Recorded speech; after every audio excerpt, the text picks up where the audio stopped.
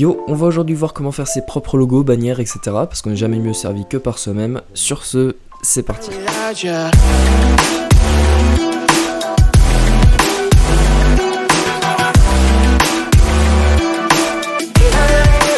Bon, pour ce tuto, je vais me servir de Blender. Alors Blender, c'est simplement un logiciel gratuit, open source, etc. qui est sur à peu près toutes les plateformes. Bon là je suis sous Linux, mais voilà, il est sous Windows, macOS, Linux, etc. La version actuelle c'est la 2.119, mais vous voyez que la 2.8 arrive. Donc je vais faire le tuto ici en 2.8 et je vais faire quelques petits parallèles avec la 2.119. Je vais vous mettre les images à côté de la 2.119 pour que vous puissiez vous y retrouver un petit peu si vous utilisez la 2.119 et pas la 2.8. Donc on va lancer le logiciel, voilà. Donc en premier on se retrouve avec une petite fenêtre ici, l'interface est derrière, mais là on a une petite fenêtre avec les projets récents, c'est marqué juste ici. En 2.118 on a aussi les différents modes qu'on peut sélectionner si on veut faire de l'animation 2D, de la sculpture, oui sculpture en fait, du visual FX, du montage vidéo, etc.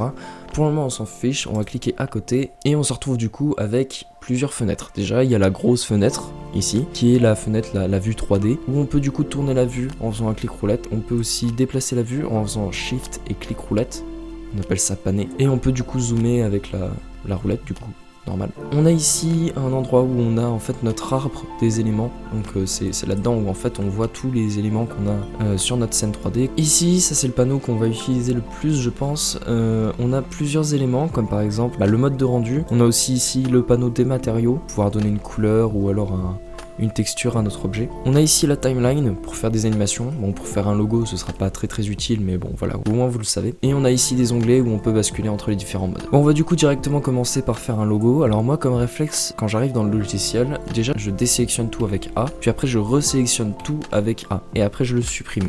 Voilà, comme ça j'ai une scène bien vide et je peux faire ce que je veux. On peut du coup maintenant ajouter un objet si on veut, donc on peut le faire avec Shift A. Ou alors on a un raccourci quelque part que je le trouve, voilà, il est là, Add. En 2.79 il est en bas, mais là il est ici. Donc on peut du coup ajouter un Mesh, donc ça ce sera tous les objets constitués de polygones. On peut aussi ajouter un texte si on veut, comme ça, ce sera utile. Et on peut aussi ajouter donc une lumière ou alors une caméra. Juste ici. On va donc commencer par ajouter une surface plane, ici. Donc la surface plane, on peut la tourner en utilisant les outils ici, ici et ici. Et on peut aussi, au lieu d'utiliser ces outils-là, est-ce qu'on peut... on peut... Ah, c'est stylé ça. Bon, au lieu d'utiliser les outils là, on peut aussi utiliser les raccourcis clavier. Alors pour déplacer, ce sera G, pour tourner, ce sera R, et pour changer la taille, ce sera S. Et vous pouvez du coup aussi spécifier un axe. Par exemple, si vous voulez que l'axe X, vous faites X. L'axe X, si vous voulez savoir, c'est l'axe en rouge ici. L'axe vert, c'est l'axe Y. Et l'axe Z, c'est l'axe normalement en bleu qui fait du haut vers le bas. Je sais pas si on peut l'ajouter.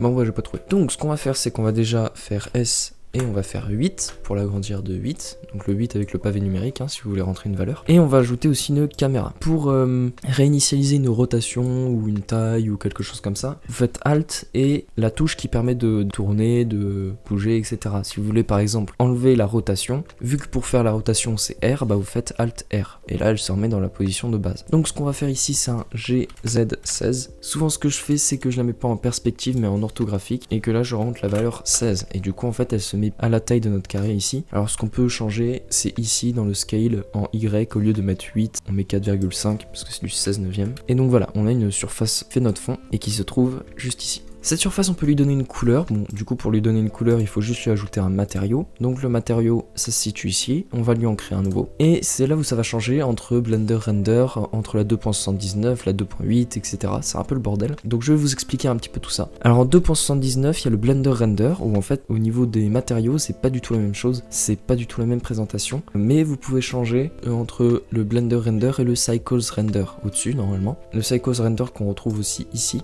C'est juste le mode de rendu. Alors Blender Render ça utilise de la rasterisation comme dans les jeux vidéo, et Cycles Render ça utilise du ray tracing. Donc c'est quelque chose qui prend plus de temps mais c'est plus réaliste. Et vu que tout le monde utilise Cycles maintenant, en fait on a surtout l'habitude de cette présentation là qui est ici un Principle BSDF. Donc si vous êtes en 2.119, ce qu'il faut faire c'est au-dessus changer Blender Render en Cycles Render, et quand vous créez un matériau, au lieu d'avoir ici simplement un diffuse comme vous aurez de base, vous venez ici et vous faites un Principled BSDF. En 2.8, il n'y a pas de question à se poser. Entre Eevee qui remplace du coup Blender Render Et Cycles, c'est exactement la même chose. On peut donc ici changer la couleur du matériau. Vous voyez ici qu'elle ne change pas, c'est normal. C'est parce qu'ici, on est en vue de solide. Si on se met en vue de matériau, on va pouvoir voir quel matériau est là et du coup voir la couleur qu'il a. On va donc mettre un fond, blanc pour que du coup quand on est la caméra, ça fasse du blanc. Ce qu'on va faire, c'est mettre une lumière ambiante à 0, mais ce qu'on va faire, c'est qu'on va ajouter une lumière. Alors il y a plusieurs types de lumière, hein. Vous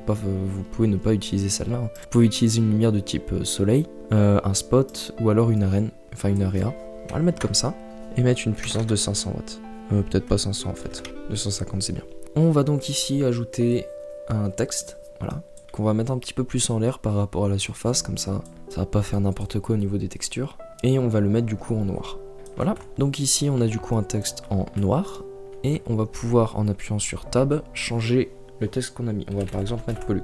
On peut avoir des paramètres, alors les paramètres en 2.79 ils se situent dans cet onglet là, mais ici ça se situe à cet endroit là, dans le A. Alors pour un texte il y a plusieurs choses qu'on peut faire dessus. Déjà on peut lui dire de se mettre au centre. Alors pour se mettre au centre c'est simple, on va ici lui demander de se mettre en center. Et là center aussi, comme ça on est sûr qu'il est bien au centre de notre image. Ce qu'on va faire c'est qu'on va pouvoir lui donner aussi une police d'écriture. Alors police d'écriture on va se mettre ici en régular, on va appuyer sur ce petit logo et puis on va sélectionner une police d'écriture. On va le dupliquer, donc pour le dupliquer on peut faire Shift D et là du coup on peut le bouger, donc si on fait Shift D et Z, et ben du coup on peut le bouger que sur l'axe Z. Et ce deuxième texte, je vais lui donner un autre matériau de l'émission pour qu'il fasse de la lumière.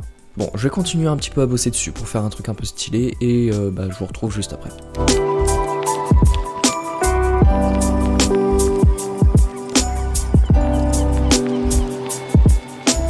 Bon voilà, j'ai fait un truc en vitesse, c'est loin d'être ouf, mais bon, ça passera. On peut maintenant faire le rendu, donc ce qu'on va faire, c'est qu'on va dans cet onglet-là. Dans l'onglet d'exportation, on choisit notre résolution, 1920 par 1080, ce sera bien. On choisit ici de le mettre en RGB et pas en RGBA. Et après, pour faire le rendu, on fait simplement render image, ou alors F12 ici. Bon, maintenant que le rendu est fait, ce qu'on peut faire c'est du compositing. Alors le compositing c'est en gros du post-processing. Donc pour ça on va dans l'onglet compositing hein. Et ici on va mettre un image editor et on va sélectionner le render result. Ici du coup on vérifie bien qu'on a compositor et on va cliquer ici sur use node. On a donc ici deux nodes. Le premier c'est composite qui est notre sortie et ici on a le render layer, donc en fait c'est le rendu qu'on a fait. Et on peut ici du coup ajouter des effets. Alors pour ça on va soit dans add, soit on fait shift A comme dans la vue 3D. Alors on peut par exemple ajouter l'air, ça c'est tous les effets de lumière, donc en fait voilà ça rajoute un petit éblouissement ici. On va ajouter aussi du lens distortion et on va augmenter la dispersion pour ajouter un effet voilà de 3D un peu bizarre. Et on peut comme ça ajouter quelques effets genre color balance pour modifier les couleurs. Donc maintenant qu'on est content de notre image, on va du coup faire soit Alt S, soit Image Save. Et on la sauvegarde par exemple sur le bureau, je vais l'appeler untitled.png. On peut quitter, hop, et on a du coup ici notre image. Et si on l'ouvre, voilà. Bon voilà, c'est fini pour ce tuto. C'était en vitesse parce que j'ai le bac, donc je peux pas faire de vidéo très travaillée, mais je voulais quand même en sortir une. Et vu que je voulais faire un petit tuto, bah voilà. Dites-moi en commentaire si vous en voulez d'autres, parce que là clairement j'ai fait que la surface de Blender, il y a plein d'autres trucs, genre l'animation, il y a aussi, on peut faire de l'animation 2D, etc. Bon, si vous voulez un tuto plus poussé ou alors sur d'autres trucs, vous pouvez me le demander en commentaire. Sur ce, c'était Pollux, à dans 2 semaines pour une vidéo plus travaillée. Salut.